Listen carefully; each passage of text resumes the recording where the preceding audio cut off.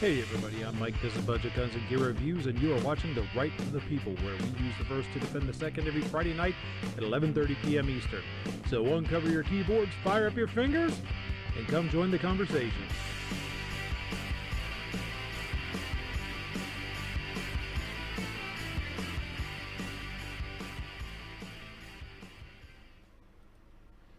Hey everybody, I'm Mike. This is Budget Guns and Gear Reviews, and you are watching The Right of the People. It is Friday, December 11th, 2020, and boy oh boy, do we have a lot to talk about. But before we get into that, I'd like to welcome my esteemed panel.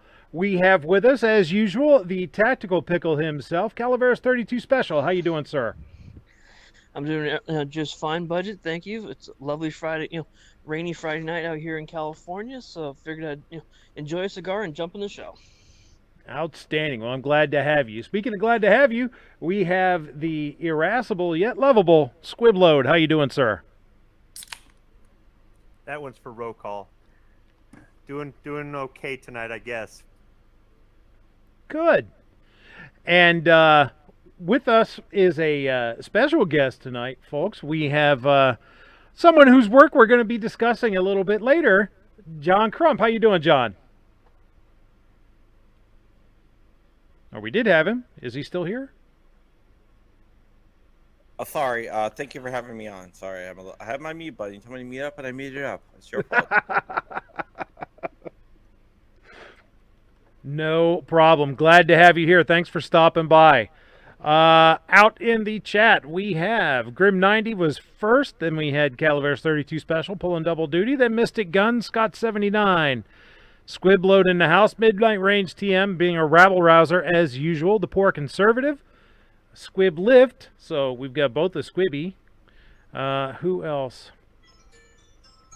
Roll call 219. He says he'll be here in a few. Awesome. Looking forward to having you pop in. Who else? Yeah, Defense Dad and John, Nighthawk Medic.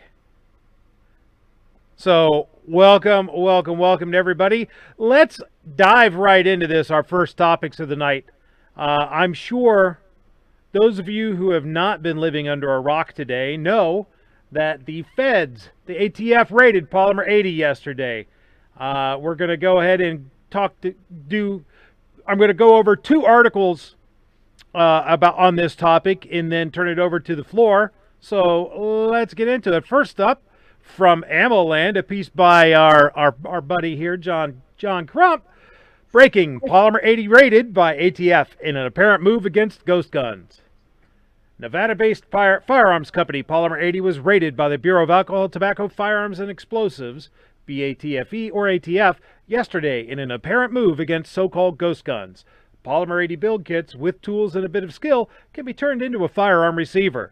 Traditionally termed 80% receivers because they are missing a critical 20% of the features needed to be a working firearm, media outlets and others unfamiliar with guns and manufacturing technology have given these kits the name ghost guns. The headline, Polymer 80 raided by ATF, is not really a surprise at the end of 2020. The incoming administration has signaled a crackdown on ghost guns as part of the new policy changes. Unlike a commercially manufactured firearm, guns made by individuals for personal use do not require an ATF Form 4473, firearms transaction record, or background check. As a reminder, it is already illegal for a prohibited person to own a firearm, whether it's an 80% build or bought from a licensed dealer. This is a bit of a quote from Wall Street Journal. Says federal agents on Thursday raided one of the nation's largest manufacturers of ghost gun parts, a sign that federal law enforcement is cracking down on kits that allow people to make weapons at home. The raid target, Nevada-based Polymer 80, is suspected of illegally manufacturing and distributing firearms, failing to pay taxes, shipping guns across state lines, and failing to conduct background investigations, according to an application for a search warrant unsealed Thursday after the raid took place. The probe focuses on Polymer 80's Buy, Build, Shoot kit, which includes the parts to build a ghost handgun.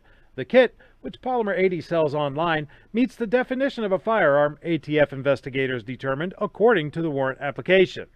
That means it would have to be stamped with a serial number and couldn't be sold to consumers who haven't first passed a background check.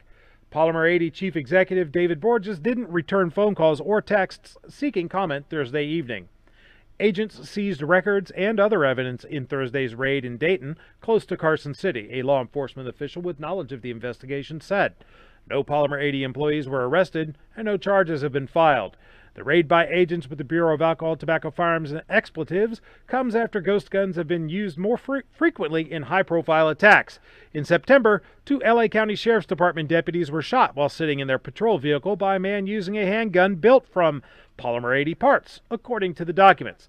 Last year, a 16-year-old killed 2 fellow students and wounded 3 others at Saugus High School in Southern California with a homemade handgun. Well, as I'm sure you guys can imagine, and I'm sure you guys have participated in, rumors and speculation has been flying all day as to why the ATF was doing this. And one commonly proposed reason is to get transaction records and customer lists. Well, as it turns out, in this second article from today by Mr. Crump, ATF internal leaks shows an even greater crackdown on 80% frames. This week, ATF has shown up at multiple shooting sports-related companies and retailers' doors to demand customer information about those American citizens who legally purchased 80% pistol frames. News broke late Thursday about the Bureau of Alcohol, Tobacco, Firearms, and Expletives raiding Polymer 80 over its build, buy, shoot kits. The federal agency is demanding the customer information of those that purchased the kits. The apparent change in the regulations, according to ATF internal documents obtained by AmmoLand News, shows that the agency blames the rise of crimes using built from 80% frames. The documents also claim that federal courts have repeatedly held that GCA's firearms definition applies to a collection of unassembled firearm parts, including firearms parts kits. I'm going to read that again, folks. Federal courts have repeatedly held that GCA's firearms definition applies to a collection of unassembled firearms parts, including firearms parts kits. I wonder how far down the rabbit hole they're going to want to go with that, but we'll talk about that in a minute. The ATF also states that the build, buy, shoot kits are firearms because the kits are designed to, or may readily be converted to, expel a projectile. In just the last 90 days, ATF has said that certain pistols may be too long or too heavy to be importable. Next, they noted that pistol braces were not permissible unless the company submits every single variation, for classification. Now, they're saying that 80% frames and receivers require case-by-case analysis that is dependent on the facts. In other words, the ATF continues to go out of its way to provide the industry with vague and ambiguous standards that no one can reasonably follow. Someone once said that the essence of tyranny is not iron law, it is capricious law. That is Bureau of Alcohol, Tobacco, Firearms, and Explosives in a nutshell. No law-abiding company has any idea how ATF will apply the rules until a SWAT team bangs on the door, and that's precisely the way the agency wants it. According to the documents, if an inspector sees a build, buy, shoot kit on the shelf of a gun store, they're supposed to call the area supervisor so they can arrange for a special agent to respond. The FFL will be instructed not to transfer or dispose of the kit and will be asked to surrender the product to the ATF. If a special agent finds the kit, they will decide whether it is appropriate to begin a criminal investigation regarding that kit. One of the companies that the ATF paid a visit to was Brownells. Although Brownells does sell Polymer 80% frame kits in question, the visit by the ATF agents was reported as not hostile. A simple search of Brownells.com website would have told ATF that information and saved them from the trip that produced them nothing. The ATF did visit our facility on Thursday, December 10, 2020, said Ryan Rep, Brownells VP of Marketing. It's my understanding they inquired about our sales of the Polymer 80 Buy, Build, Shoot kit. Brownells has not and does not sell the kit. Polymer 80 continues to be a great partner for Brownells. We proudly sell their 80% products and other parts. Yes, like this one that I got from Brownells. ATF did raid or show up at other companies that sell other kits that include 80% part kits, barrels, and slides that are not Polymer 80. AmmoLand News sources inside the ATF say that the agency is now considering 80% kits with all the parts needed to finish a pistol as a firearm. None of the companies had any warning on the change to ATF's regulations before actual agents showed up making attempts to retrieve customer information. The ATF is interested in the customer records, and this seems to be a nationwide crackdown. The agency's intent on acquiring customers' personal records and run criminal background against the list to see if any felons have purchased the 80% frame. The ATF is making a de facto 80% gun registration. Local ATF field officers are responsible for executing the orders in any way they see. If this order can be a full-on raid or a single field agent. The order is coming from the top brass at the ATF at the LA field office's behest. Gun Owners of America is aware of the situation and believes the ATF's goal is to build a list of gun owners and punish the kit sellers. Gun Owners of America's Senior Vice President Eric Pratt views this action as just one more overstep of the ATF. Americans have been making their own firearms since the foundation of our country, said Pratt, and while technology advances, rights do not change. The ATF's decision to raid or threaten peaceful businesses is the agency's latest rogue action in a long line of abuses. Honest citizens should enjoy the right to assemble their own firearms for lawful purposes, and they should be able to do so without being terrorized by their government. So, John, what, if anything, more can you tell us about this? Other companies out there that were also visited, some pretty big name companies, but I don't want to put them on the spot until they get a chance to get back to me with a quote. But I think this is going to be more than just the companies that were visited today. I do know it's more than Polymer 80. I do know that there is at least one other small company that makes a kit similar to the buy build shoot kit. And SA80 or something, or something like that. Rob, I know Pincus has one, and he was talking about that earlier. Yeah. No, they weren't. It was another one. Okay. It was another one, and I talked to those guys. They weren't visited, but I'm pretty sure that they are going to be. Right now, if you are a retailer and you have these on the shelves, it might be a good idea to separate them out. Yeah. So the parts aren't together, because it's really crazy that the ATF can say, "Hey, we're not going to tell you exactly what is legal and what isn't legal. We're just going to let you guess, and we can prosecute you if you want, or we can let you go." Yeah, the law should not meet the same standards that art and pornography do. In other words, I can't tell you what it is, but I know it when I see it. That should not be the standard that we have to deal with. Well, that is the standard that the ATF is using, and it's not only like just me guessing that's the standard. That's the standards that they say they are using. And they do it deliberately. Yeah, they do it deliberately because there's something that or like Chevron defense where they can it's up to them if something's not clear what it means. And that is what it is. I hope that Trump will act on it and go ahead and get rid of Regina Lombardo and Marvin Richardson. I doubt that he will, but he can do that very easily.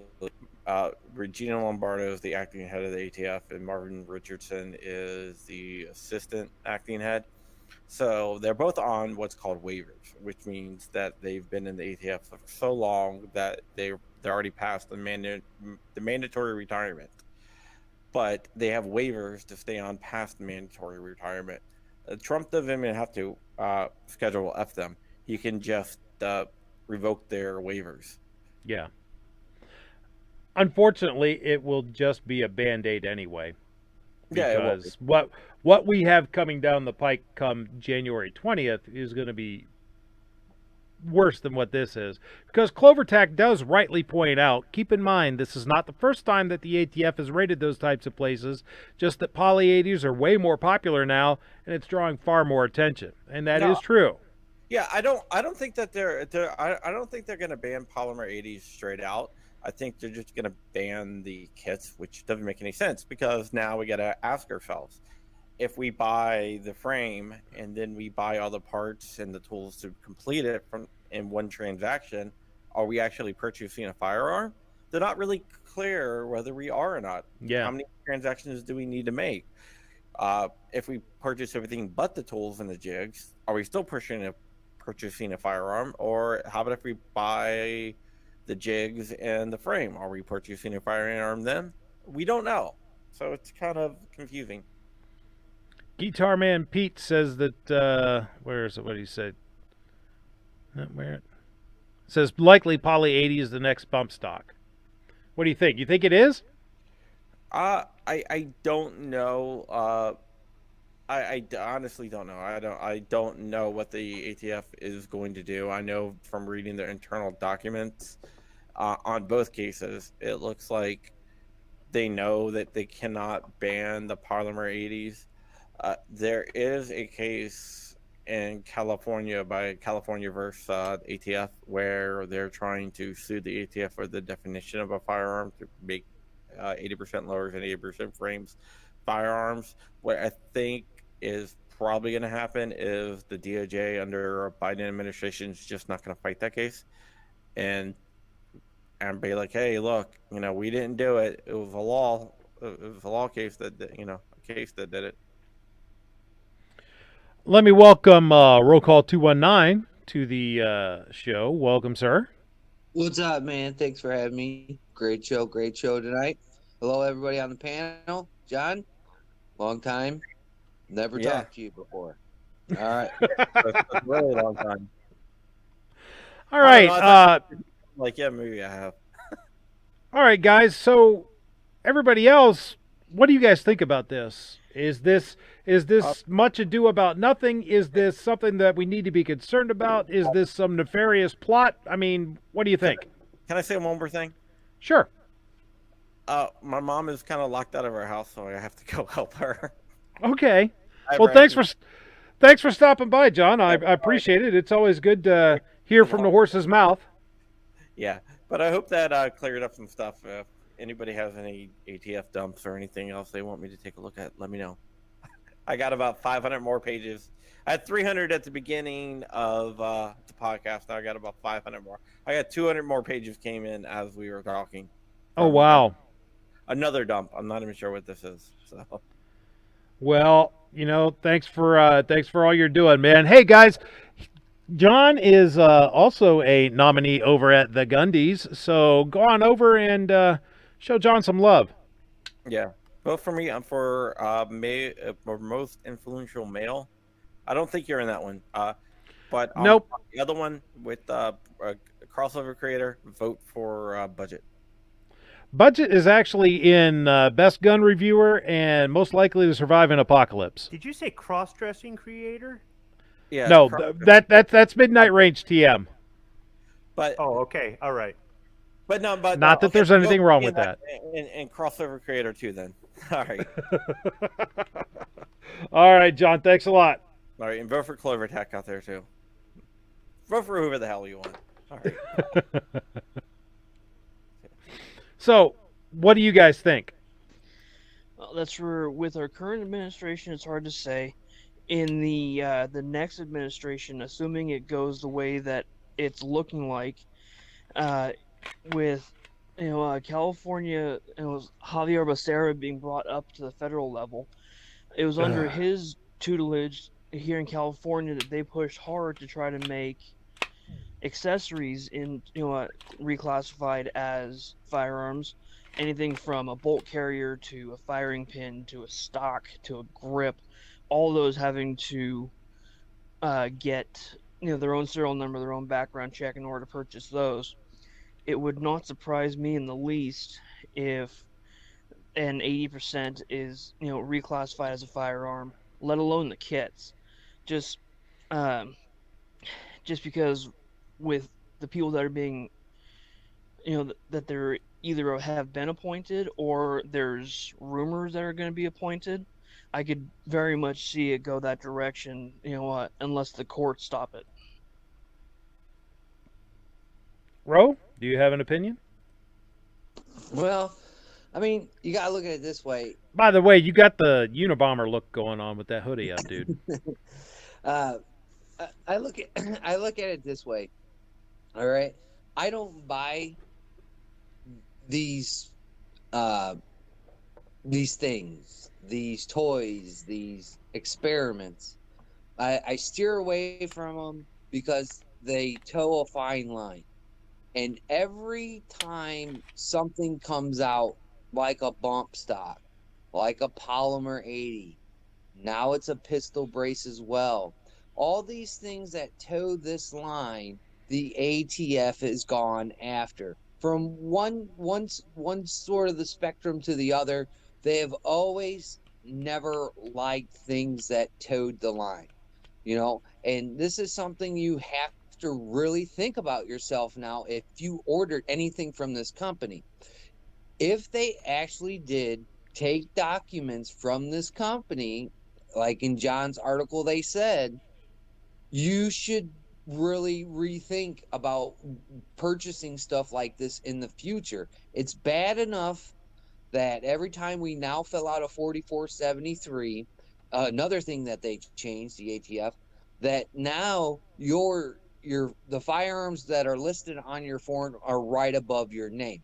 So it takes them 2 seconds, not even 2 seconds, to look and see what you bought, how many things that you bought, your serial numbers.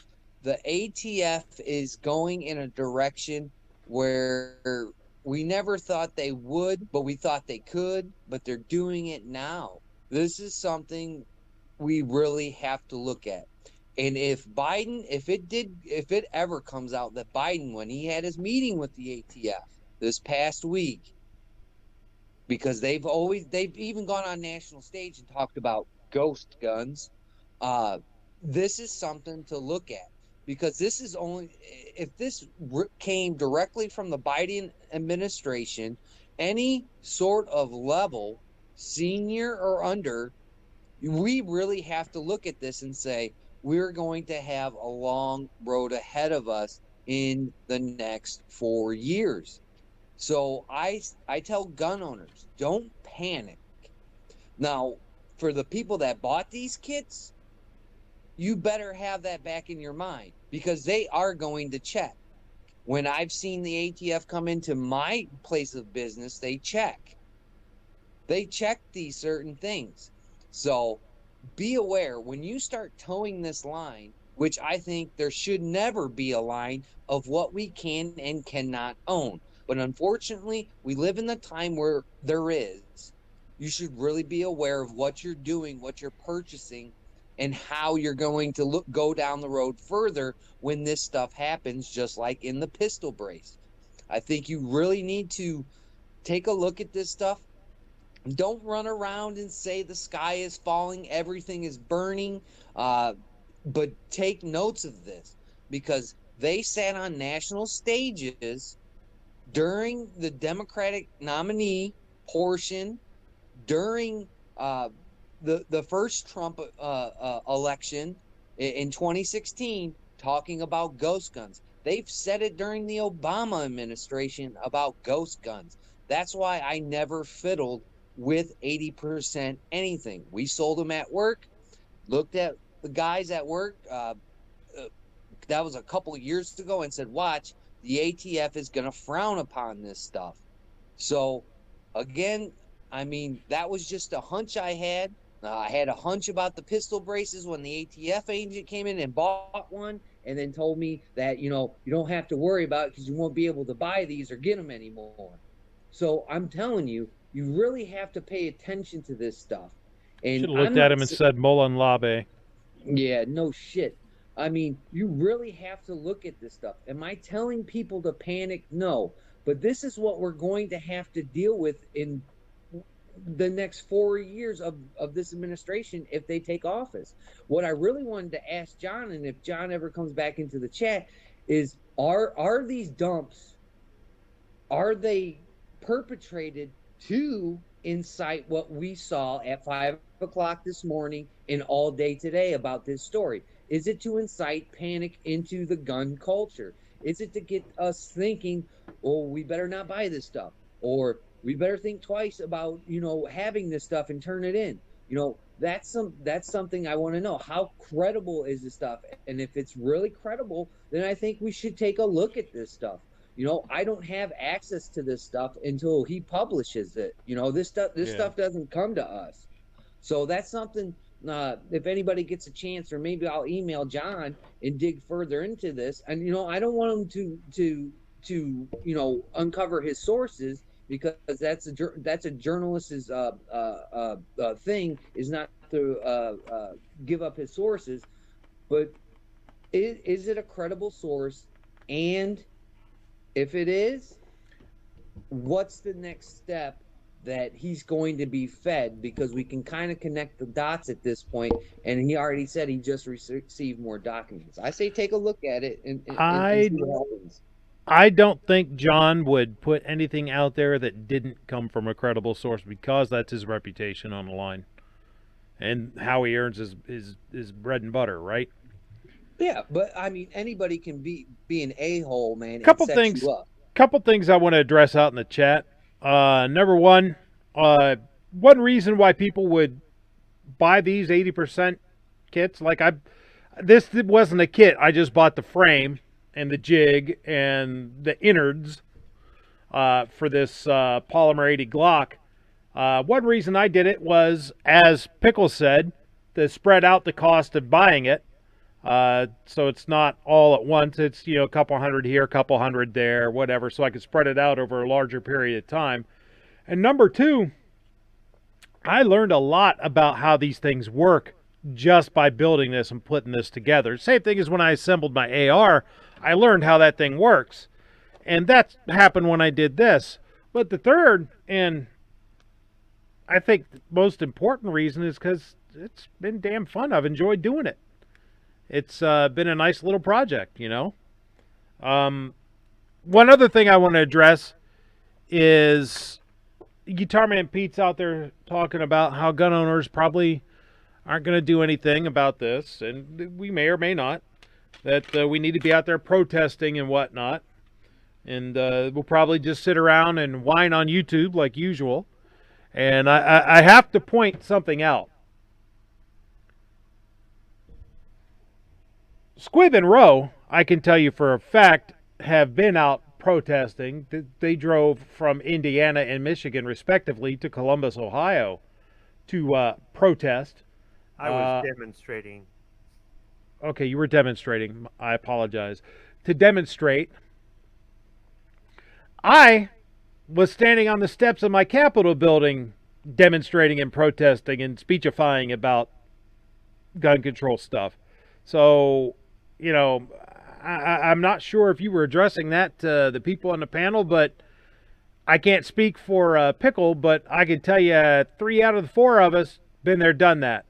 So I've been to 2A rallies in Michigan, Ohio, Pennsylvania, and Washington, D.C. And at some point, I'll probably go to other ones, after this stupid mask stuff, and don't come back to your state for 2 weeks goes away. It's not an easy thing to do, and it's not for everybody. Some people fight for the Second Amendment in their own way. But these people out there that keep calling for violence, you're going to be standing alone in the Capitol building with your SKS and your High Point, and you're going to be out there trying to make a scene. You're going to get shot and killed by the cops, and then they're going to call every one of us with a gun a criminal because of you. Hey, Squibb, don't talk shit about the SKS, man. Look, all right, fine, with your crappy Glock and... No! How dare you? Look, like to address... all I'm saying, though, is, look, I understand we have firearms. The Second Amendment is about keeping a tyrannical government away. Yes, it is. It's still not that time. And we're not got a there bunch yet. of posers out there that wouldn't last 30 seconds in a real fight. It is not to incite violence, and I'm going to push back against you. When I say, okay, you're right, it's time, then you know it's time, because I'm going to be the last one to go out there and do it, not because I'm a coward, but because I know better. It ain't time to put on the Hawaiian shirt and throw your plate carrier over it yet. I want to throw. Unless you're trying to make a political statement. I don't make a lot of money at what I do. I work at over a counter of a gun shop. I can't be anywhere. I've gone to Ohio. I've also gone to tons of rallies. Not even just this past couple of years, but in my own county.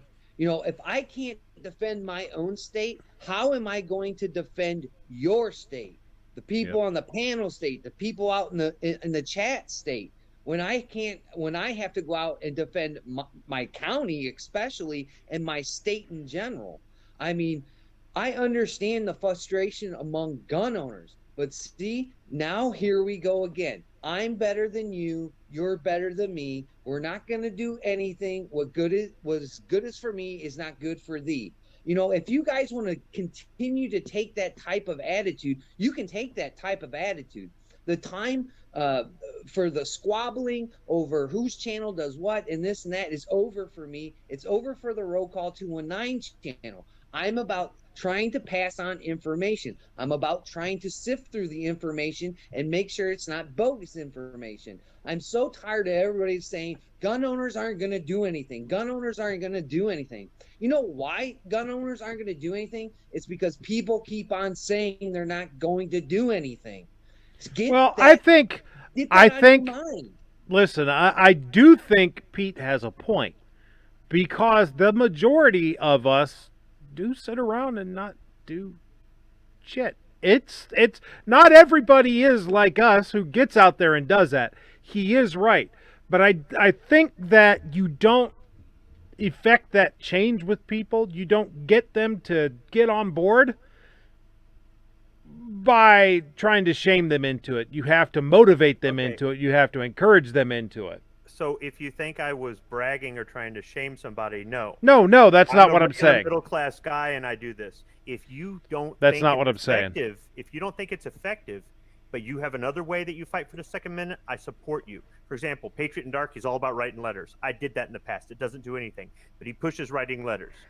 I support him writing letters. I even wrote some letters to get him to shut up. Okay? I'm not saying that, my way is better than your way. What I'm saying is I'm an average middle-class guy, and I do this. If you have another way, or you think something works better, or you live geographically too far away, or whatever it is, maybe rallies aren't for you. Maybe it's something. There are so many different ways all of us can contribute. And whether one person just goes out and votes, or you have another person that does, runs a YouTube channel and goes to rallies and writes letters and sends emails and gets new shooters to the right, and all the other things we can do. It doesn't matter to me if you do more than this guy or that, but the fact that we're all doing something. And if we're all doing something different, we're keeping them on their toes, because they don't know where to go, because, we'll go with it. Oh, no, they're doing this too. Oh, we'll go there. No, they're doing this. We're coming at them from every side, guys. And we're all unique, and we all bring something good to this fight. So, there are those people that won't get off the couch. Yes, there are those people. Did you really? But the first time somebody wants to tell me that I'm not being effective, I'm gonna lay into them, and I'll go ahead and pull out my damn resume. Well, I look at it. I look at it like this: we're not going to get anybody to help us by nagging at them, because that's the quickest way for my wife to not get me to do shit, is to nag at me about it. That makes me dig my heels in. We get there by encouragement, setting the example, and trying to be motivators instead of. That's why I do my rally videos the way I do them, because a lot of people I hear go, I don't want to go to rallies. There's something bad going to happen. And my rally videos, the whole purpose of them is to show, look, nothing bad happened. The poor conservative says, how much has the pacifist complacency worked over the last 50 years? Well, it hasn't, and that's not what I'm talking about. I'm not saying we need to be complacent. I'm saying that we do need to work for this, just like pretty much all of us who are watching this are pretty well dialed in and plugged into being awake. We have to wake other people up. And we just have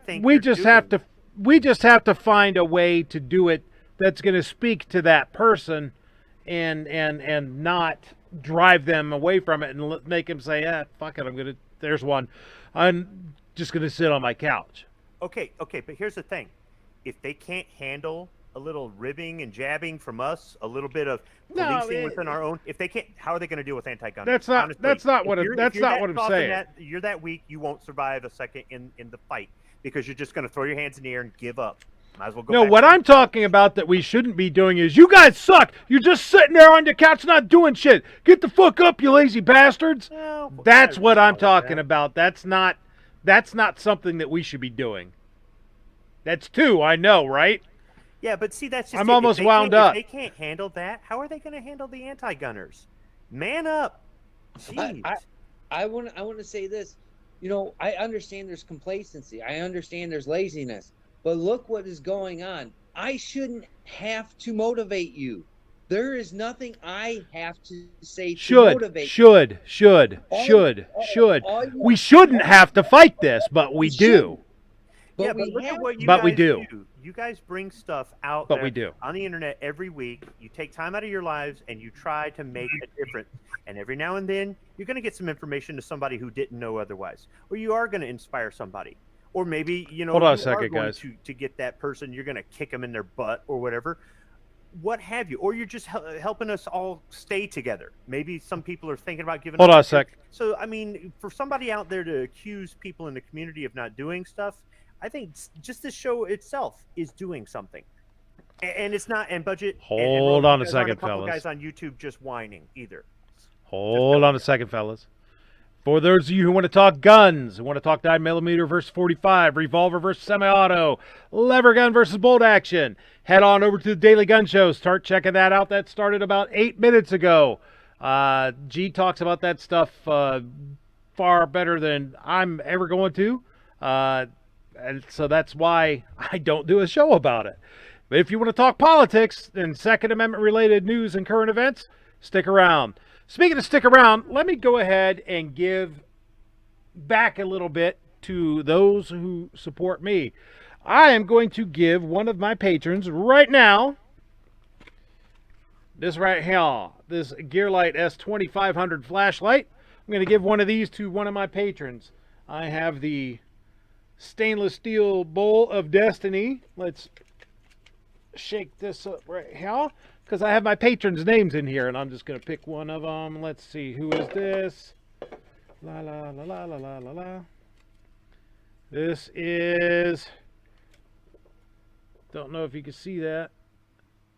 It doesn't want to. It's 38 Super Partisan. 38 Super, you are the patron winner. You get this. So I will, if you shoot me an email, remind me of your address. I'll get this out to you soonish. And, but wait, folks. I'm going to give out 2 more to 2 more people here in the chat later on. Going to do a trivia thing at 2 spots here in the chat, and give you guys blah blah blah blah blah blah. Let you guys have a chance to win one. So if you haven't checked out my video on these, go ahead. It's somewhere on my channel. I don't have a link to it right off the bat. So yeah. So next up, because you know, of course, this isn't everything that we're talking about today, right? There's more stuff happening in the Second Amendment related world than the ATF's skullduggery. If I can, you know, ever find my crap. Those of you who've been paying attention for a minute might.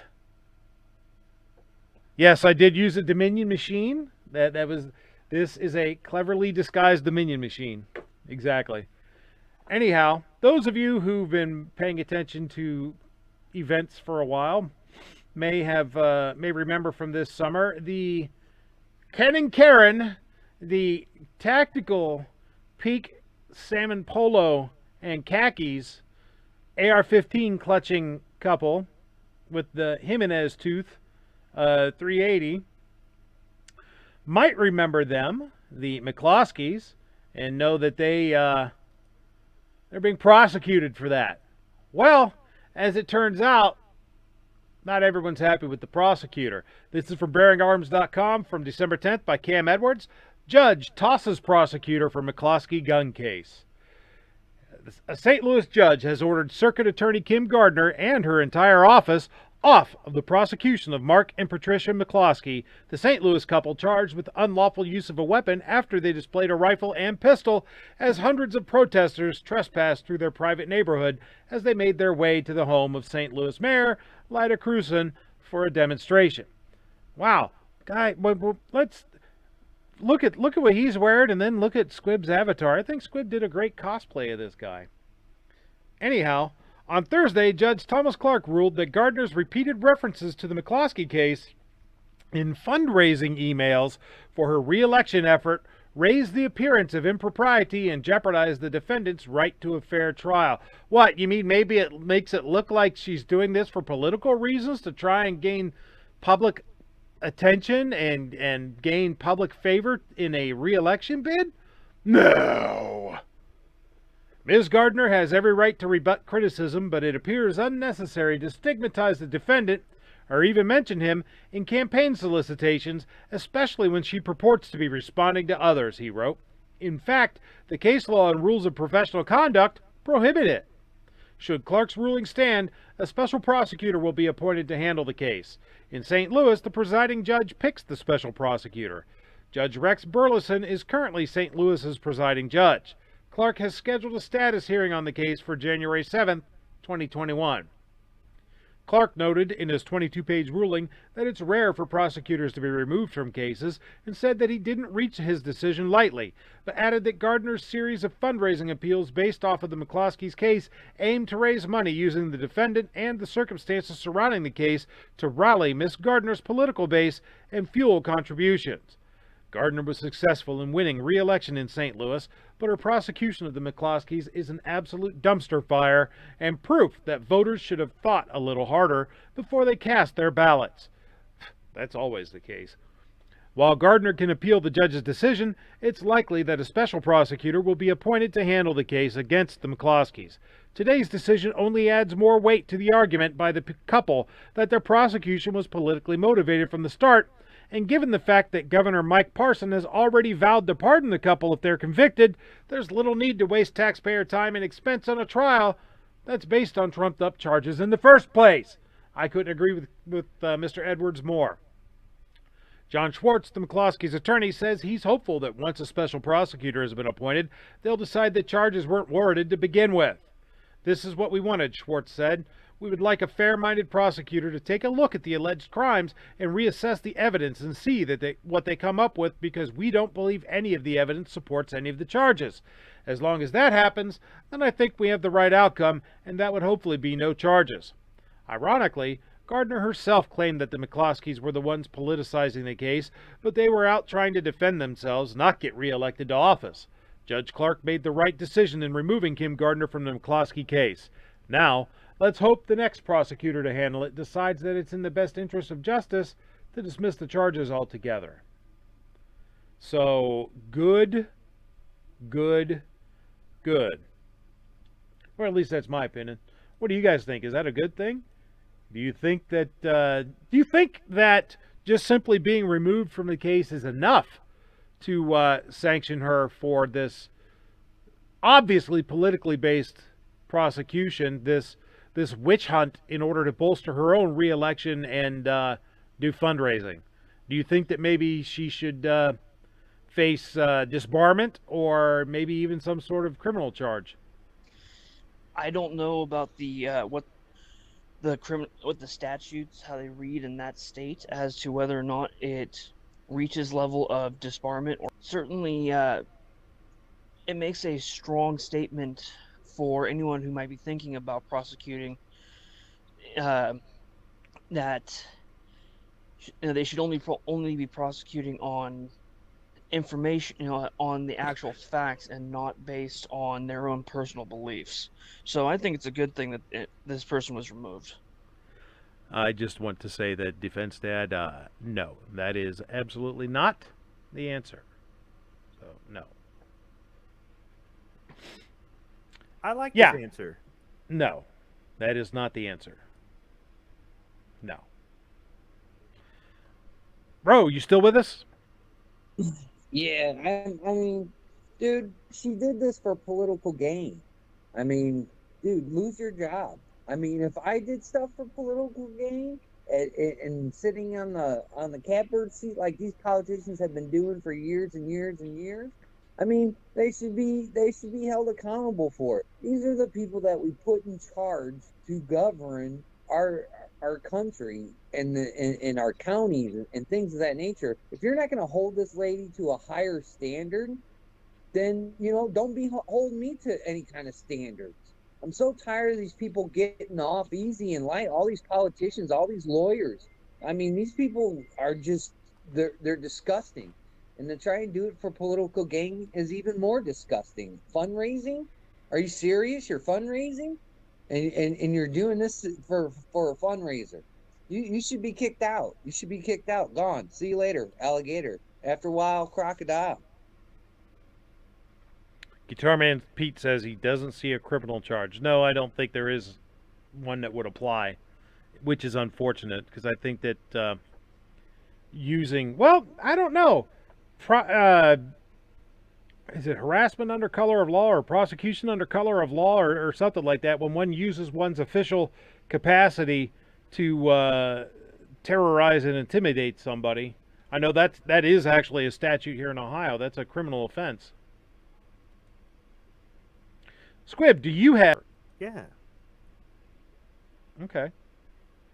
You know, if they arrest them or do any other stuff and they end up roughing them up, don't wrinkle the shirt. Oh, okay, gotcha. Guitar Man Pete says yes, says that is generally applied to cops. Correct, but a prosecutor in the area is an officer of the court, so it could potentially be applied there. Maybe. I don't know. You gotta think I'm about not a how many lawyer.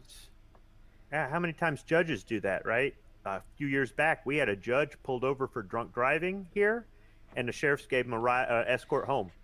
They pulled him over, and when he showed his credentials, they escorted him home. Now, a few years later, they tried, some state representative tried doing that, and it was all over YouTube, and didn't fly. It didn't fly. It shouldn't fly with these guys anybody. abuse their power all the time. I hate that crap. Don't use your official position to I do too. terrify someone. I do too, but as far as accountability, maybe we need more checks and balances built into the system, right? I'm not saying too much more government. I'm saying the checks and balances where the people can affect more change. I don't want us to lose our republic where we have our elected officials, but there's got to be, look, I would love to be able to fire every family law judge in Oakland County, Michigan, believe me. But they're pretty much immune, and that's BS. No politician should be immune from something. Nope. All right. Before we move on, let's go ahead and give away another flashlight. So,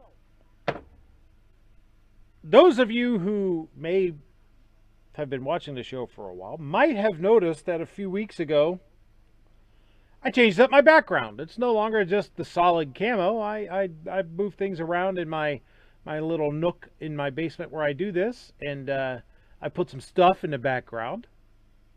Every week, something has been different. Those of you who are paying attention may have noticed that.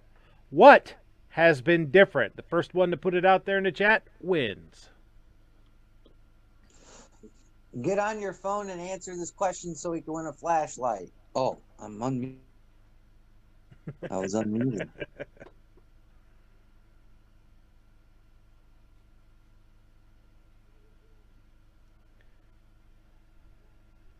Midnight Range, I hate to say it, was the first one to point out the rifle. Yes, the gun is the thing that has been different. Every week there's been a different gun back behind me.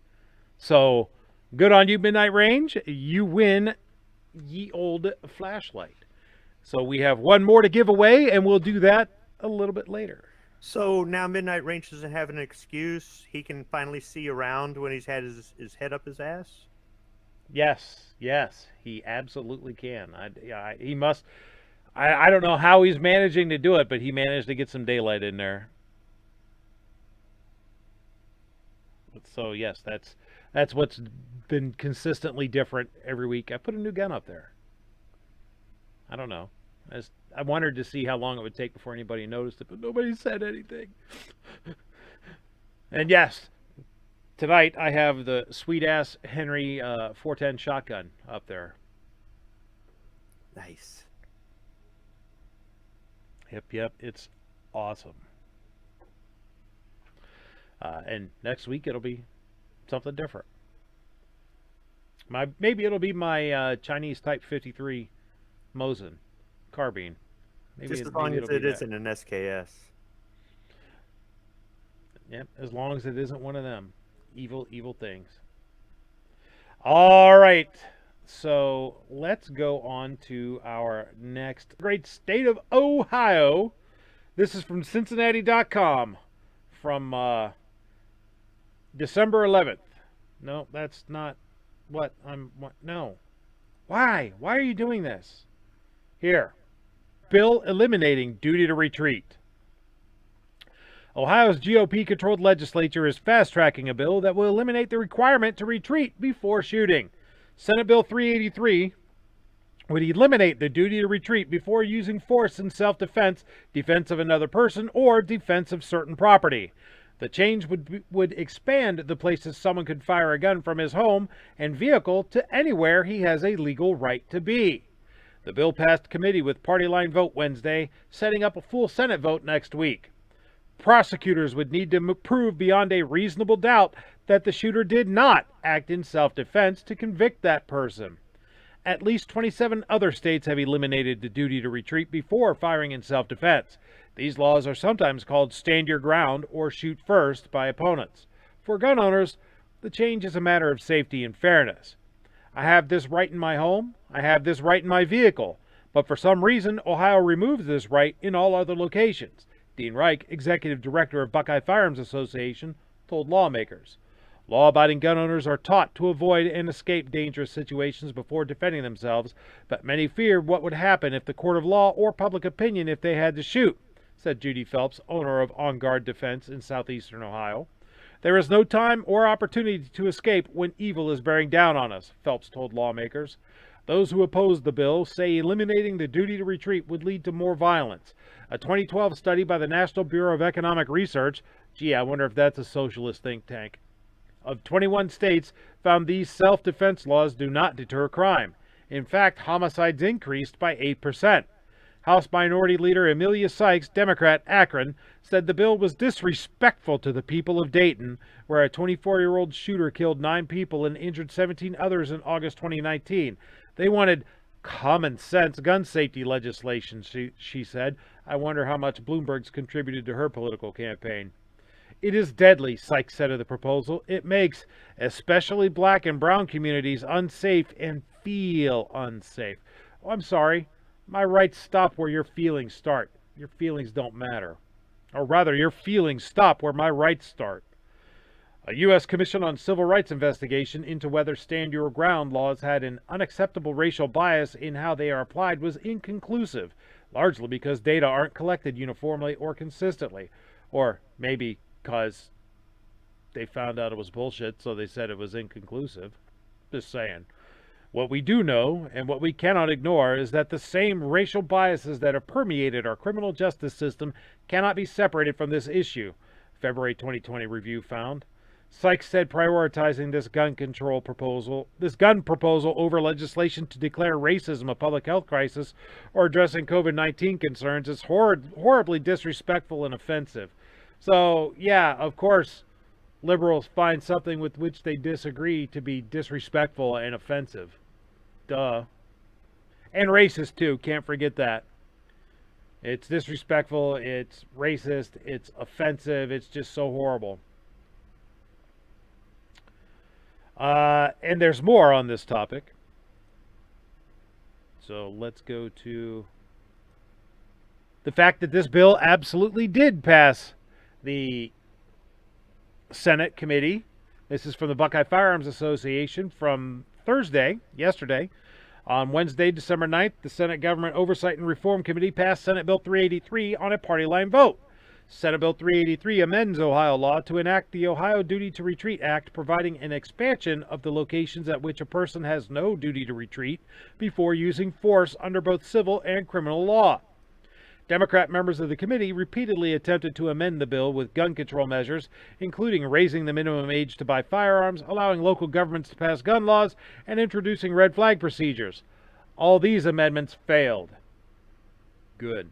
Opponents to the bill on the committee continued to misstate the purpose of eliminating the duty to retreat. Senator Cecil Thomas, Democrat, Cincinnati, demonstrated this when he falsely claimed this legislation creates, in my opinion, a shoot-first mentality that makes us all less safe and will lead to even more gun violence. Buckeye Firearms Association has clearly explained that eliminating the duty to retreat would not change the standard for when lethal force is justifiable in self-defense. As stated in testimony given on December 2nd, in matters of self-defense, the standard test for whether use of lethal force is justified is a near universal standard. You are legally justified to use lethal force when you are 1. Not at fault in creating the situation, and 2. Have a reasonable and honest belief that you are in immediate and unavoidable danger of death or great bodily harm. Unfortunately, in Ohio, the law confuses the issue with a so-called duty to retreat. This concept ignores the standard test for use of lethal force and injects a dangerous requirement to attempt escape before defending your life. This is illogical on its face because either you are in immediate and unavoidable danger of death or great bodily harm, or you're not.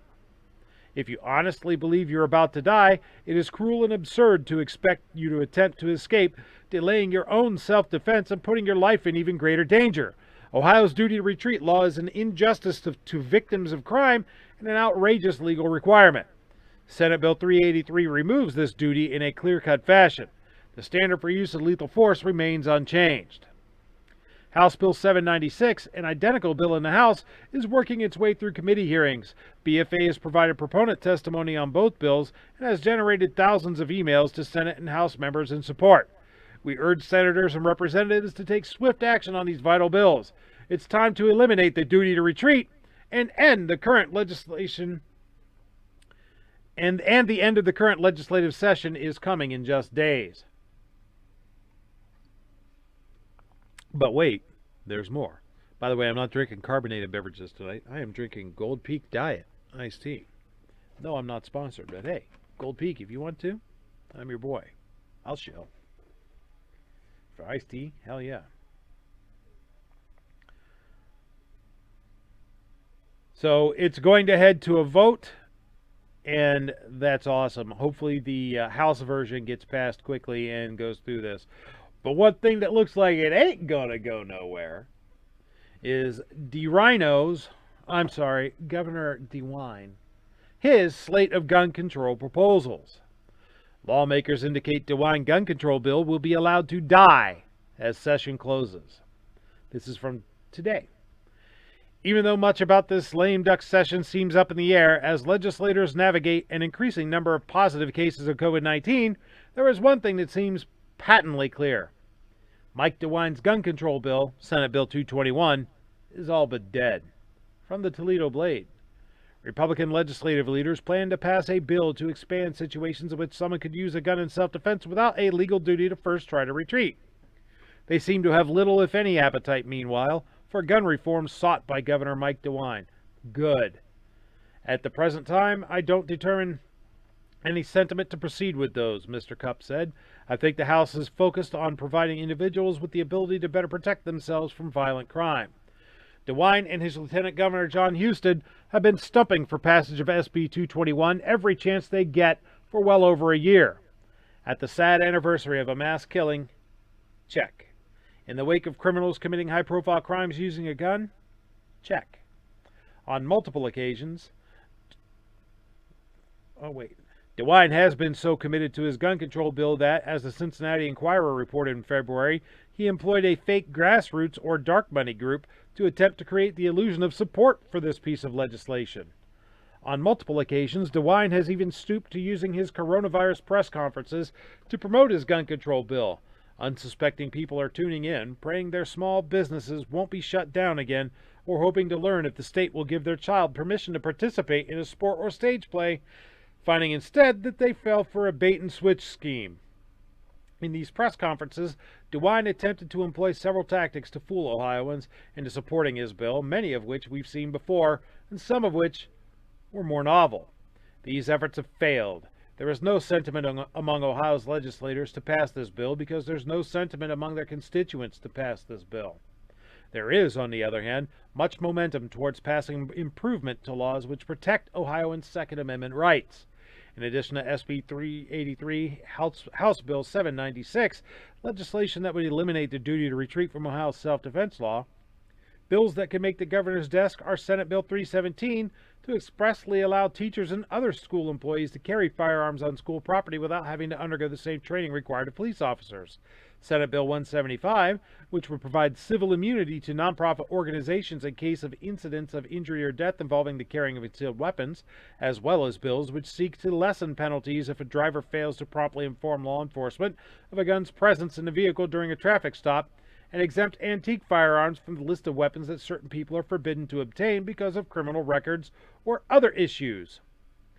So it looks like Governor DeRhino's dreams of gun control are at an end for at least this legislative session. I think that's a great thing, and I think Ohioans were absolutely idiotic for voting for this guy and nominating this guy in our past gubernatorial primary over Mary Taylor, because she would have been a hell of a lot better than this clown. So, way to go, Ohio. For those of us, sorry, are you done with the article? Yeah. In shows past, I could have sworn you had stated that Ohio has some kind of preemption law. Would that not cover stuff like this? Yeah, I thought so too. We do have a preemption law. That means that, say, Cleveland can't make a gun control law that is more restrictive than what the state already has. That's all. It doesn't cover duty to retreat. Okay, thank you for the clarification.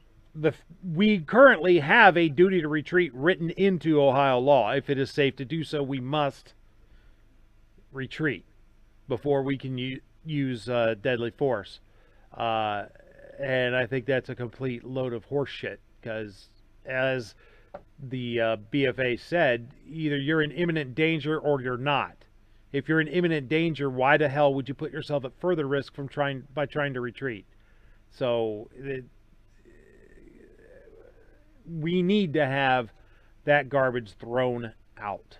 Any place I have a lawful right to be, I should have the lawful right to defend myself without having to try to run away first.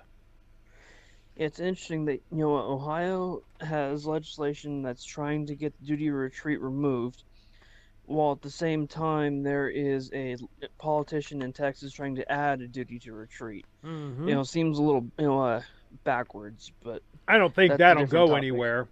Oh, I don't think so either. That's for Guitar Man Pete and I were in the chat where referencing it, and he made a comment. He doesn't think it'll ever make it out of committee. It's just crazy that the upper Midwest isn't always known for being the most pro self-defense, and the South tends to be known as more pro self-defense. But that's where these cases or these bills are almost kind of contradicting that what's the perception that the rest of the country has for those two regions. It's like it's opposite day. You could call Texas the great patriotic fraud-fighting state in America. Yes. Yes, you could. And Ohio refused to jump on that. I will never vote for Dave Yost again for Attorney General. Screw him. But that's another show entirely. The Midwest has fairly decent gun laws, but anything that can be done to strengthen your ability to defend yourself, anything that can be done to reduce the few restrictions that we have here, are a step in the right direction. And if they keep trying to turn the person who's simply defending themselves into the aggressor and the criminal into the victim, it's important to have these laws in place, because that, in theory, should nullify that. You're the law-abiding citizen, no criminal record, your gun, everything is legal, etc., etc. This other person's got a 10-page rap sheet and has a stolen firearm that they're not allowed to have because they're a felon. Case closed. Well, the more laws we have that kind of bring that out, I think the better. I'm not saying any one of us want to ever have to use our gun, but we shouldn't have to be terrified to have to do that. You know what I mean? Yep. Absolutely right.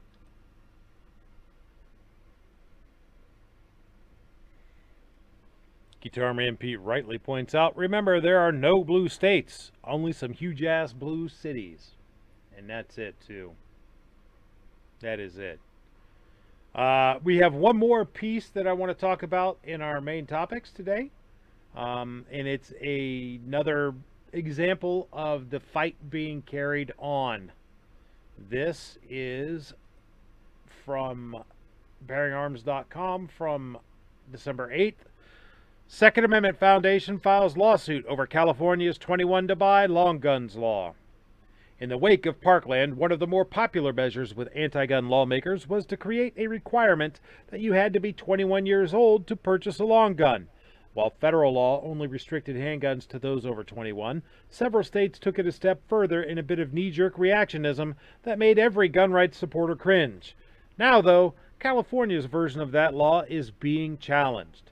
The Second Amendment Foundation has filed a motion with the Ninth Circuit Court of Appeals seeking an injunction against a section of California's penal code that prohibits young adults ages 18 to 20 from purchasing or acquiring firearms. The Second Amendment Foundation is joined by the California Gun Rights Foundation, Firearms Policy Coalition, PWGGLP, North County Shooting Center, Inc., Beebe Family Arms and Munitions, LLC, and 3 private citizens, all within the affected age group at the time of the lawsuit was filed. The case is known as Jones v. Becerra. As noted in the court documents, the California statute categorically bars them from purchasing or acquiring all semi-automatic centerfire rifles based solely on their age. Taken in combination with existing state and federal laws barring 18 to 20-year-olds from acquiring handguns, the result of the challenged provision is that the vast majority of firearms, including the firearms most useful for self-defense, are now off limits to law-abiding Californians in this age bracket. That age-based firearm ban must be enjoined, for the Second Amendment takes such a draconian infringement of the right to keep and bear arms off the table. We're challenging this law because it clearly violates the Second and 14th Amendment rights of young adults, said Second Amendment Foundation founder and Executive Vice President Alan M. Gottlieb. When a citizen turns 18 years old in this country, he or she is considered a legal adult, free to exercise their rights under the Constitution, and that certainly should include the Second Amendment right to keep and bear arms. Pardon me. The Jones case and our other lawsuits challenging age-based bans are about fighting for the rights of America's young adults, protecting the rights and liberties of future generations, and restoring the Second Amendment for all individuals, said FPC President Brandon Combs. The 82-page brief was filed by attorneys David H. Thompson, Peter A. Patterson, John D. Ollendorf, and Haley N. Proctor of the Washington, D.C.-based firm Cooper & Kirk, PLLC. Honestly, this is one gun control measure that I'm quite sure will be struck down, even in the Ninth Circuit. See, for me, the problem here is that you're telling legal adults they don't get their full set of constitutionally protected rights until much later. Sure, you can vote, serve in the military, sign contracts in your own name, or any number of other things that mark you as an adult in our society. And he's forgetting to point out, pay your damn taxes or go to jail. But the one thing you can't do is own any kind of firearm. If people are adults, they're adults. For the life of me, I can't comprehend how this law won't be overturned, though I could say that about any bit of gun control. What I sincerely hope to see, though, is this worm its way up to the Supreme Court, where it will hopefully kill all such laws throughout the nation. There are a lot of adults being denied their constitutionally protected rights because of these laws. Watching them go down in flames will be pretty satisfying. And I agree. Either you're an adult or you're not an adult. And if you're an adult, then you should be fully an adult. I am completely, totally, and utterly against this quasi-adult status that we put on people between 18 and 21. It's garbage. If you have the legal responsibilities of an adult, then you should enjoy the rights and privileges appertaining thereunto. Am I wrong in this, guys?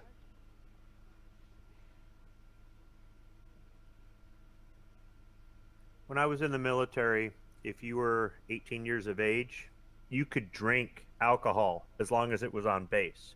They figured if you could go overseas to kill people, then, you know, you could go ahead and enjoy that responsibly at the enlisted club. And the base commander was the one who had the ability to say that on this base, my rules. This is federal property. It's my rules. Just like we didn't have to pay sales tax. The thing is, that's the irony of it, isn't it? As early as the age of 17, you can enlist in the military, and you can have access to firepower that, unless you're really wealthy, you don't have access to, and use it to defend this nation. So there's absolutely no reason why somebody who is of at least the age of 18, this is where we say you are a legal adult, you are now responsible, you can sign a contract, and you can have credit, and you can do all these other things. There's absolutely no reason why you can't have a firearm. There's no learner's permit for a firearm. I'll second what, although I've never served, so I can't, give the same anecdotal that Swib gives. I am, in the same boat as him with the opinion, you're either an adult or you're not. So that's where you turn 18, you should have access to all things, not just a handful of, of your rights. And Carly Ellison points out that the people who don't think that you can be trusted with a firearm until you're 21 want to give you entrust you with the vote at 16. Assuming there is election fraud, voting, I think, can do more damage than a gun. Yeah, absolutely. And that's why they want to give it to young people, because young people are easily fooled to believe their bullshit. Frankly, I think we from the firearms community should attack this from the other angle. Okay, if you guys don't want them to be able to have firearms until they're 21, fine, no problem. They're not legal adults until they're 21. Then they can't do anything. They can't vote. They can't do anything for as an adult. They can't serve in the military. They can't do anything until they're 21. Then, we have it either one way or the other, folks. Either they're full adults or they're not. And if they're not, then they shouldn't have any of the rights and privileges appertaining to an adult.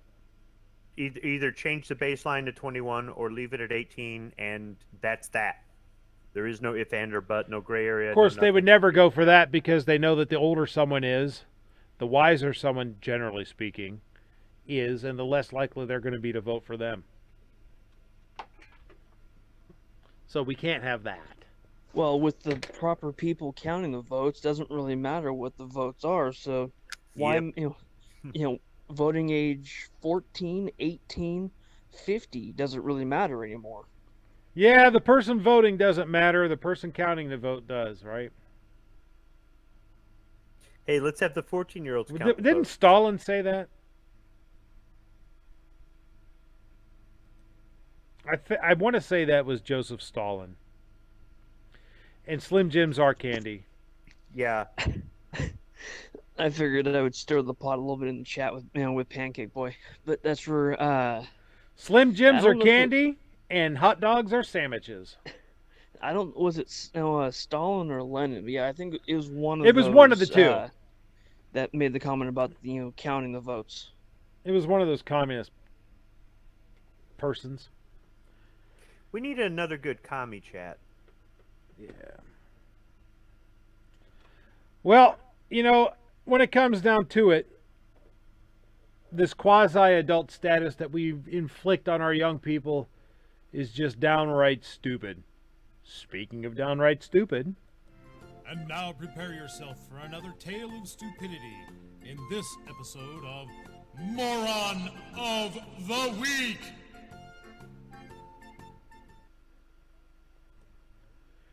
First up in Moron of the Week for December 11th, of course now it's December 12th, 2020, is this piece from FoxNews.com. Michigan State Rep threatens Trumpers, calls on soldiers to make them pay. Michigan's Attorney General condemns the threats and the Congresswoman's response. Good. So, Michigan State Rep Cynthia Johnson was stripped of her committee seats by senior GOP state officials after she released a Facebook video Tuesday as a warning to Trump supporters who had left her threatening messages. So this is just a warning to you Trumpers. Be careful, walk lightly, we ain't playing with you. Enough of the shenanigans. Enough is enough, the Detroit Democrat said in the 3-minute-long video, warning harassers that the FBI had already identified one of the individuals. And for those of you who are soldiers, you know how to do it. Do it right, be in order, make them pay, she continued. Johnson posted the video after sharing a series of messages on her social media account, showing screenshots and voice recordings from people threatening her. Several of the messages included racial and misogynistic slurs, with one person calling her a ghetto hood rat and adding they hoped she would choke on a chicken bone. She is a ghetto hood rat. Another person left her a voice message saying, I hope you like burning crosses in your front yard. Now that's not called for. The targeted harassment of Johnson appeared after her aggressive questioning during a hearing last week when President Trump's personal attorney, Rudy Giuliani, appeared before the state's House Oversight Committee to testify on alleged voter fraud. Johnson grew angry during the testimony, which consisted of witnesses alleging firsthand knowledge of what they believed was election and voter fraud. She repeatedly asked the chairman why the witnesses were not under oath.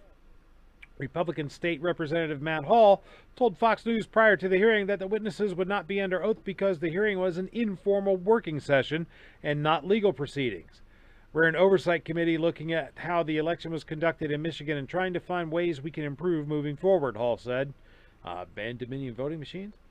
Johnson, which one of my local counties just vote their Board of Elections, even after all this garbage, voted to buy a bunch of Dominion voting machines. I wonder who's making up that committee. Did they buy him surplus from my state? I don't know, probably because they're cheap shits. But anyhow, let's watch this video here. If this is still this lady. Of course, we have this wonderful. Let me mute that because I actually got a copyright claim on last week's show because of a stinking ad video. You believe that? So yeah, I gotta mute those. Let's skip that ad. No, this is not. This is top headlines. This is not the doggone. So no, they did have a doggone. They did have a video of her saying this stuff, and apparently they removed it. So, malicious Michigan representative, you are first contestant.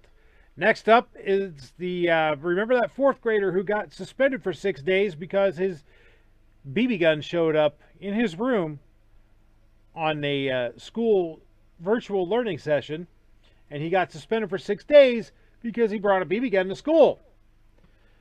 That suspension's been upheld. This is from WWLTV.com. Fourth grader suspension for BB gun seen on Zoom call reduced in hearing after namesake legislation. Harvey, Louisiana. Out of the Jefferson Parish Public School System boardroom nearly 6 hours after they arrived Friday. The appeal hearing, which at times was heated, was to determine if Kamari's 6-day suspension for having a BB gun in view of his virtual class back in September while in his bedroom should be overturned. The board ultimately voted to change his record to a 3-day suspension with 3 days of unexcused absences. The Woodmere Elementary fourth grader said he was moving the BB gun so his brother didn't trip on it when his teacher saw it during a virtual classroom session. The Harrisons have argued their home is not an extension of Kamari's classroom, and I would agree with them. The school system has stood its ground and refused to change his record. That happened even after a new law was passed and named in Kamari's honor to deal with similar situations. Are you aware you were suspended because you brought a BB gun to school? Chelsea Cusimano, the Harrison family attorney, asked Kamari as he testified during the hearing. I didn't bring my BB gun to school, he answered. School board member Simeon Dickerson, a former teacher, asked Nyron Harrison, Kamari's father, To think of how his teacher felt seeing a gun on her computer screen. Ah! I know what a BB gun looks like. And you know what it resembles? A real gun. Okay? It resembles a real gun, Dickerson said. We hope it is clear that we have and will continue to follow state law in regards to disciplinary matters. We are committed to making and standing by decisions that are at the best interests of our students and schools. Bullshit. You're committed to making and standing by decisions that further your woke agenda. The Jefferson Parish Public School System said in a statement after the board voted on the change to Kamari's record. That modification happened only after an excoriation from the board as all sides sparred with each other. The only thing that hasn't happened before is no one's made this a media sensation, said board member Mark Morgan, who said the board regularly hears appeals, but not in the manner it did Friday with media present. And the only reason that happened is because of COVID, because we're in a virtual world. No, the only reason that happened is because what your discipline policy did and what you have upheld was an egregious violation of not only that child's rights, but his parents' rights and the sovereignty of their home. Because I'm going to tell you what, my house is not school property, and neither is his. So the stupid school board, you are the next contestants on Moron of the Week. I am curious, does that teacher, freak out every time they see a firearm in a movie? I mean, God forbid they watch something like John Wick, they'd have a heart attack. Probably. Next up, this is from The Truth About Guns. Woke mall Santa fired after telling kid no Nerf gun, making him cry. Since this is 2020, 'tis the season for breaking little kids' hearts and telling them they can't have the toys they really want for Christmas. That seems to be the MO of a politically correct Santa at a suburban Chicago mall who told a tyke he wouldn't be bringing him a Nerf gun this year because violence or something. That kind of thing may make Shannon Watts grin like the Grinch. Don't you insult the Grinch like that. But the confused little boy broke into tears. In a Facebook post, the kid's mom wrote, "My poor baby. This was the first year Michael was excited to go see Santa. It was supposed to be magical, but instead, I had to watch my sweet little boy fight back tears because Santa told him no because of his own personal beliefs. I had to think fast and explain to him that this Santa was just a helper and not the real guy. I just wanted to console my baby and get him out of there. Flipping out on Santa would have only made it worse. His Elfie is going to bring him a Nerf gun directly from the North Pole from the real Santa tonight." Here's the video of the jolly old a-hole crushing the little kid's dreams. What do you want for Christmas? You give me a something.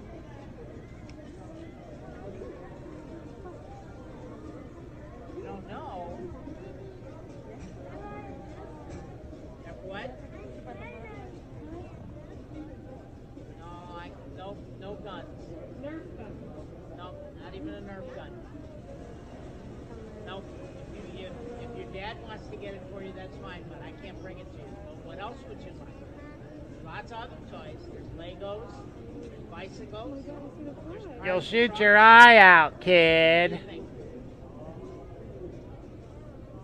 The little poor guy. You look at him. He looks like he's about to cry.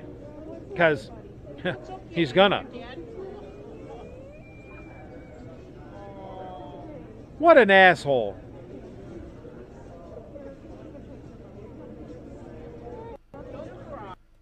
So there you have it. Wokeness at all costs. Wokeness at all costs. So Satan Claus, you're the next contestant on Moron of the Week. We have yet another article, though, because if you remember for the Parkland shooting, the Broward County sheriff deputy who hid and cowered and did nothing to intervene, well, apparently that's more contagious than COVID down there, because this piece from Bearing Arms says disabled man fends off home invader after police fail to respond. From November 30th, 2020 by Cam Edwards. As gun owners, we're well aware of the adage that when seconds count, police are only minutes away.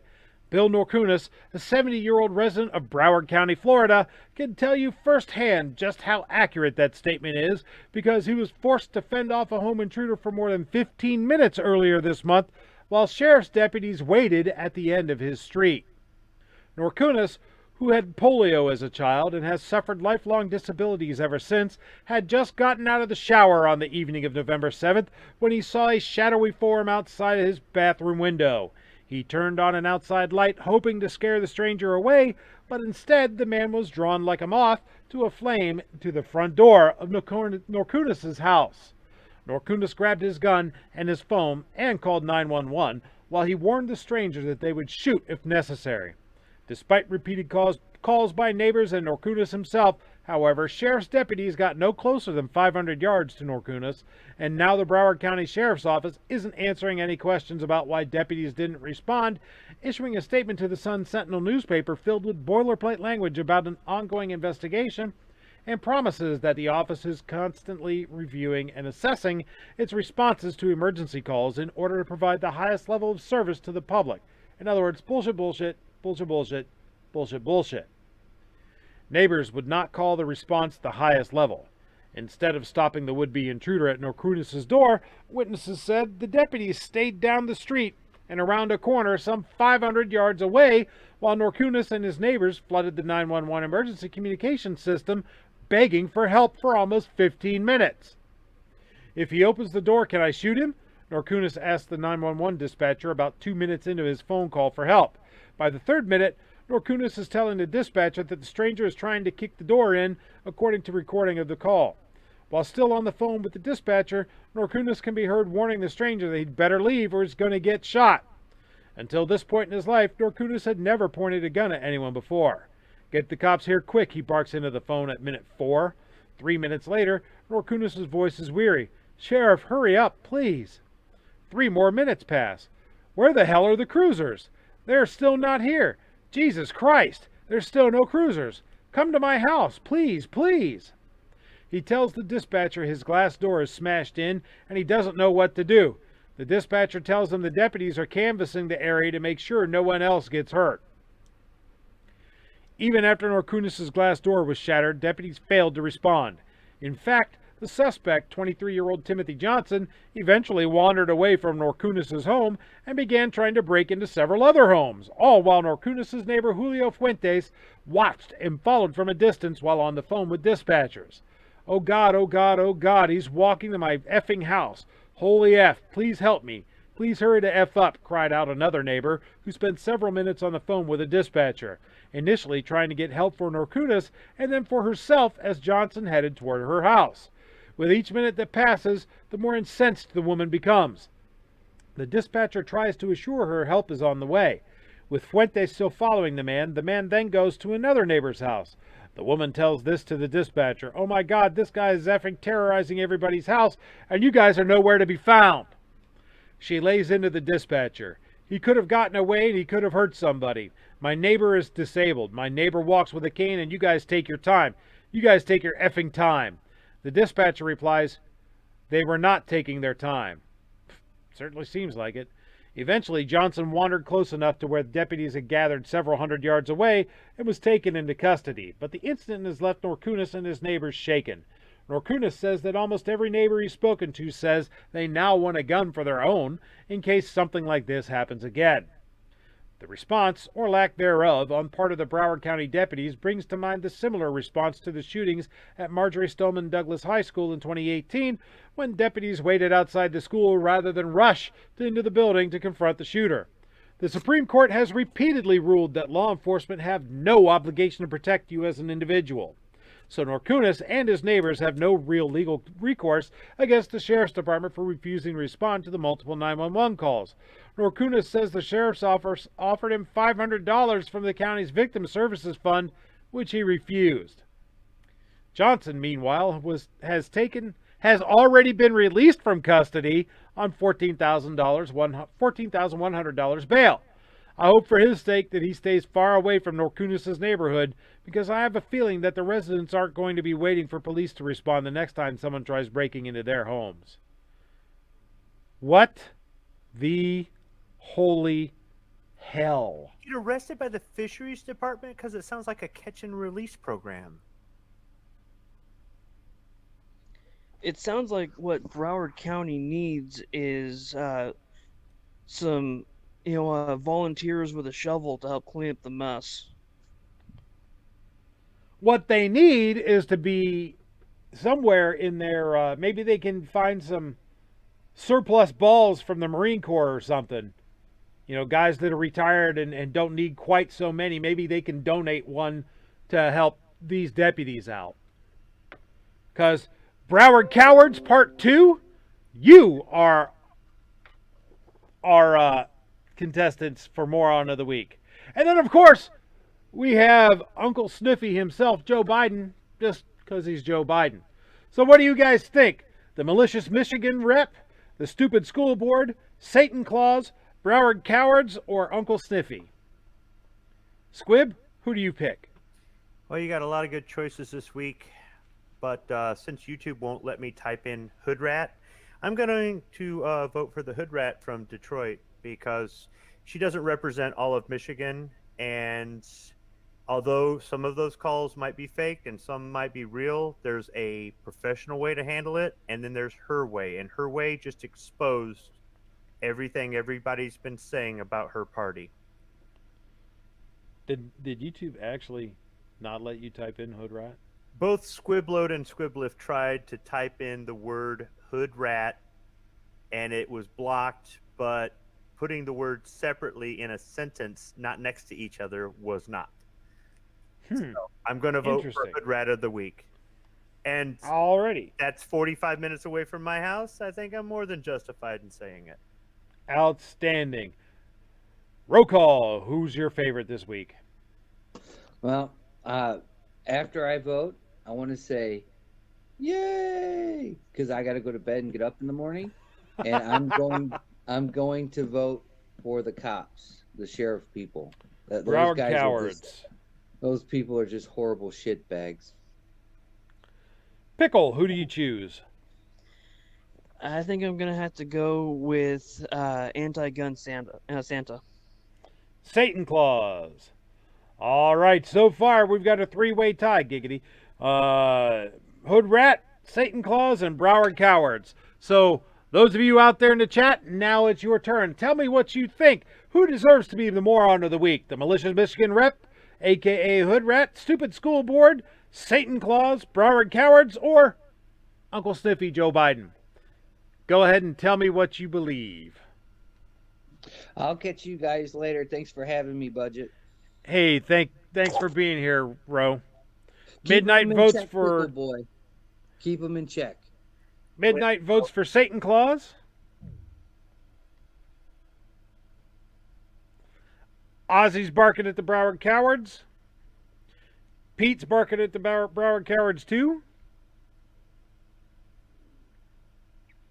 Bernabe says the Hood Rat. Carly says the school board.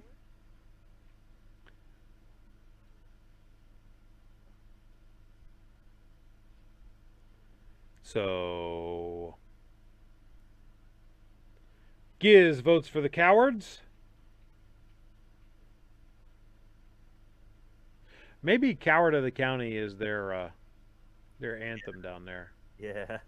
Well, no, because eventually in that, the Coward of the County manned up. So we really can't, that doesn't apply here because they are continuing to be giant gaping pussies. Don't put on the badge if you can't handle it. The Hub says Hood Rat. Chris Gutierrez says Broward Coward. Right now we got 5 for the Cowards, 3 for the Rat, 1 for the school board, and 2 for Satan Claus. Got 30 people out there watching. Guitar Man Pete says, bark in hell, I'll bite them some beaches. There you go. Votes. We need some more votes. Got 30, well, 29, 30. It's going back and forth. We got a bunch of people out there, so let's hear what we got going on. There's a truck backing up right now. I don't know if you can hear the backup alarm there, Budget. So more votes are coming in. Okay. Bernie Bay says, looks like Joe wins again. there's No, I have unplugged the Dominion voting machines. Joe is not going to win fraudulently again. Don't fight the crime if you just hide in wine, says the hell, I don't even know what the hell nickname to give him. He's already a nickname, Gizzard Gary. So yeah, all right, folks, I'm gonna have to call this here. Going once. Going twice. Patrick says either his comment got deleted or was blocked by YouTube. Nice. Well, I'm not seeing any... Then I know who Patrick voted for. I'm not seeing any deleted comments, so that must have been blocked. So let me guess, you were voting for the malicious Michigan representative, the Radicus of the Hoodicus. If you had heard some of the racist terms she used in her interview a couple days or a day after on the Detroit YouTube channel with 13 subscribers, yeah, she quantified it. She just added more nails to her coffin. Oh, did she? Yeah, I mean, she's her political career is, well, I don't know. The short attention span people will probably forget, but there's certain things you can say and do as a politician and get away with it, and there's other things. It's like, are you trying not to get reelected? But she's got, a year and a half, so I'm going to go ahead and count that as a vote for her. So she now has 4 votes. School board has 1. Satan Claus has 2. The Broward Cowards have 5. So it's going to go ahead and be called for the Broward Cowards. You are the morons of the week. You win this time, Florida. And there we had another tale of stupidity in this week's episode of Moron of the Week. All right, folks, we still got one more flashlight to give away, so we're going to go ahead and do that before we jump into Roll Call 219's favorite segment, the self-defense shoutouts. So the last question I asked was about what was different in the background. And you guys said it was the gun. And there's always a different gun in the background nowadays every week. So what exactly did I have last week? First one to put that out there in the chat wins.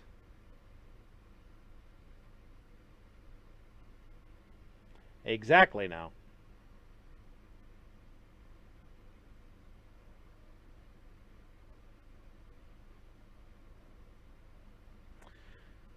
Now everybody's going back to check and look on YouTube and see what it was. I know that's what they're doing. Because nobody paid attention. Nope, was not a Rossi. SKS?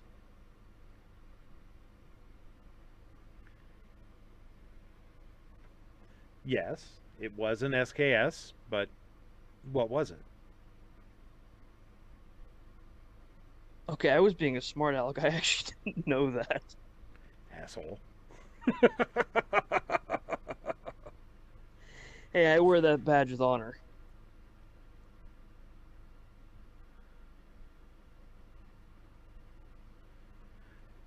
No, no shit, maybe I'm wrong. No, last week was not the Bubbed. Last week was not that one. Not a Type 53, that's a Mosin carbine. Was it an AT4? No, it was not an AT4. Oh.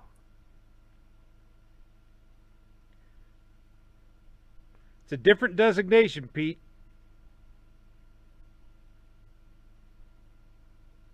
Not a 59. Not a 42. Midnight.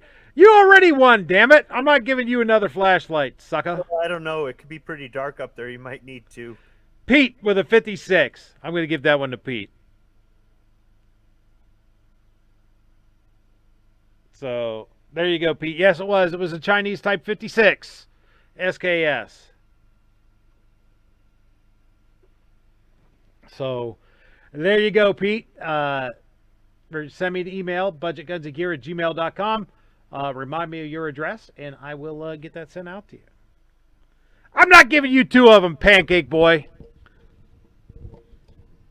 You shouldn't have played. I tell you what. Pancakes. Pick a patch. Except for the AK patch. You can't have that one. Pick a patch. And I'll give it to you. Other than the AK patch. That one's mine.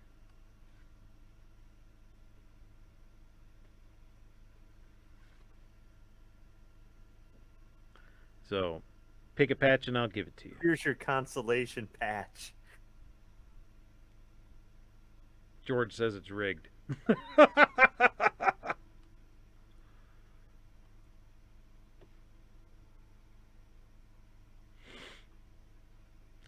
Says can't see them.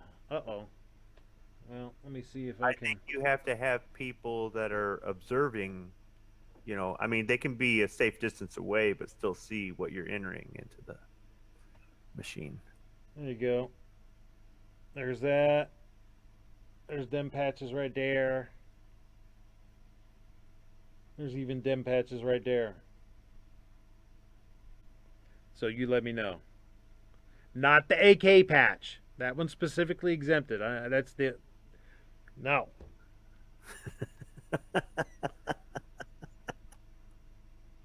Wasn't that one discontinued on the website? Yeah, that's why you're not getting it. Yeah. Yeah, Pancakes, I don't think has ever been great at following directions, so it's not a surprise that he picked the one that you said he couldn't have. Then how exactly I does know, it right? There's one's up there, too. He just takes it out of a box and microwaves it and calls it dinner. The AR? That's not a patch. That's a sticker, and that's actually on my cabinet. Hey, is there a Midnight Range TM patch? No, there was not a Midnight Range TM. Yeah, so I don't think you should give him a patch if he doesn't have a patch of his own. There was a limited production run of Bacon Pancakes patches done for Midnight at one point. I actually have one, so he does have some patches. Well, it's inspired by him, but it's not really, you know, the skull and crossbones and... But yeah.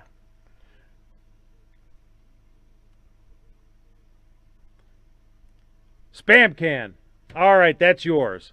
I'll send that to you. Spam. See, it's always food. I'll with leave. him. I'll even leave the magnets on it that I had it sticking on my cabinet with. You should just send him a real can of spam. No, if he wanted the Wolverine patch, he could have had that one because I got 2 of them. Wait a minute, isn't there one where it's the Marvel character and then the other one is an actual, I don't know what, Yeah. Rodent, marsupial, whatever the hell it is. I think it's our state animal up here. I don't even know. Yeah, that one. Yes, there is both versions. Well, there was. I don't know which ones are still in production. I have the animal version. The critter version. Yeah, I think it's just cool as shit. So I like that one. But there you go. Everybody who won, send me an email, budgetgunsandgear@gmail.com, and remind me of your address, and I will get these sent out to you ASAP. So, last up, and absolutely not least, is self-defense shoutouts. For those of you who are new to the show or who have never stuck around to the end, self-defense shoutouts are not where I'm reveling in the proposition that the bad guy won the room temperature challenge by taking the dirt nap. It is instead where I'm reveling in the proposition that the good guy had the means, method, and opportunity to prevent the bad guy from making him do the same. Yay! Yes, it's Roll Call 219's mostest favoritist segment. And I'm still have been too lazy to make up a doggone intro to this. I don't know why. You're too busy rearranging the background. You're all. I know, right? I still have a lot of work to do on that too. I'm planning to build a little studio room down here and actually insulate it and soundproof it and all that good crap, and, you know, put walls up that aren't brick and, you know, not have my nasty tool rack back there. So, yeah. Yeah. So anyway, first up is this piece from wave3.com. Investigation underway as homeowner shoots intruder in Jennings County. Jennings County, Indiana. Jennings County Sheriff's Office is currently conducting an investigation following a reported shooting Friday evening between a homeowner and an intruder. A Facebook post from the Sheriff's Office states that around 7:15 p.m. Friday, deputies responded to reports of a man shot in northwestern Jennings County. The homeowner called dispatch to inform that he had shot an intruder that had broken into his home, according to the post. The caller said there was a physical altercation between the two people. As deputies made their way to the scene, another call came in from the Elizabethtown Fire Department that a man had arrived at the location and had been shot. Medical aid was provided to the person shot as deputies arrived at the fire department. Indiana State Police were asked to assist the Jennings County Sheriff's Department in the investigation. Preliminary findings showed that there was a physical altercation between the homeowner and the male subject who had entered the home. The homeowner then shot the subject, who had left and driven himself to the Elizabethtown Fire Department seeking medical attention. After the fire crews provided medical aid, the subject was airlifted to an Indianapolis area hospital for further treatment of the gunshot wound. He is currently listed in critical condition. I know it's probably a good thing for him that he was airlifted and didn't have to drive on those roads, because from what I remember going to the NRA meeting at Indy, them roads sucked.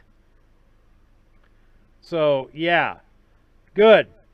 That's a happy ending if I ever heard one, right? Bad guy breaks in, good guy dissuades him from trying to continue with anything. This next is from KLFY.com. Robbery gone wrong. Lacombe homeowner shoots intruder. Sheriff's Office is investigating a shooting that took place Tuesday, December 8th in the Lacombe area. The shooting left 2 people dead and 3 people injured.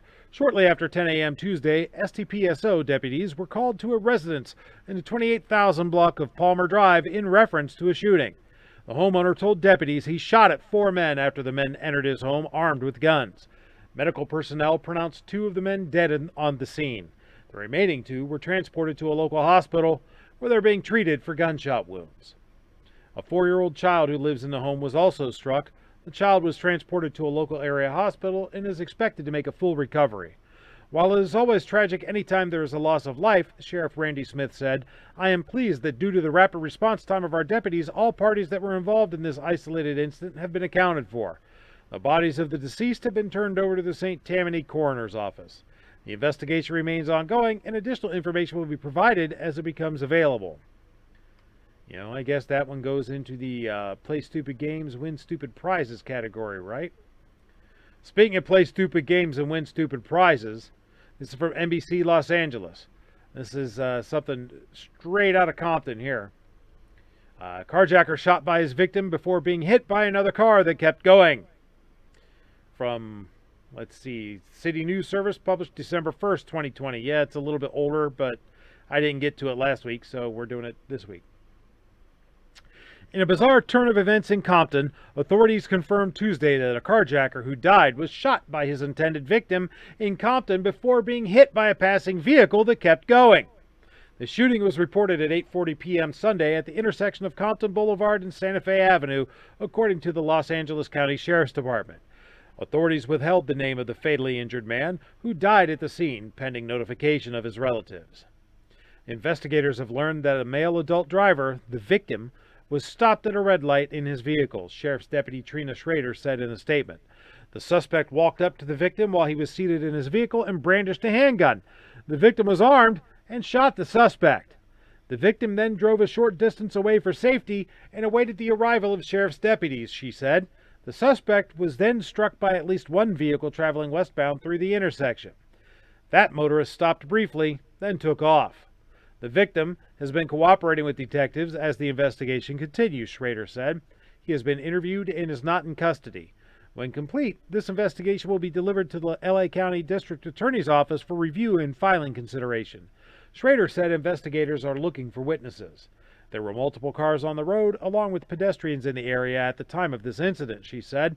Investigators believe there were multiple witnesses to the shooting and subsequent traffic collisions that have not come forward. and they probably ain't gonna either.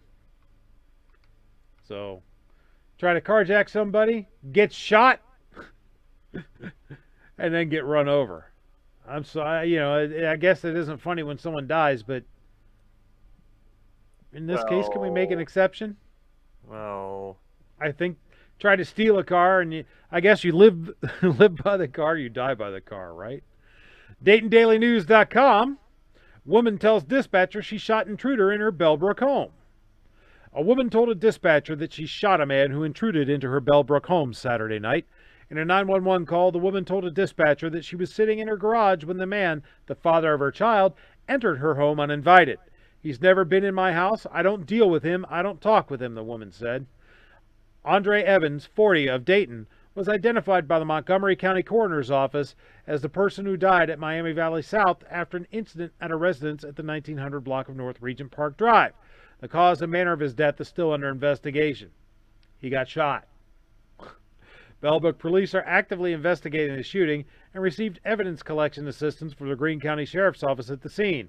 A release by Bellbrook Police Chief Doug Doherty says, Andre Evans knew people at the Bellbrook home, and this incident does not pose an ongoing danger to the public, Doherty stated.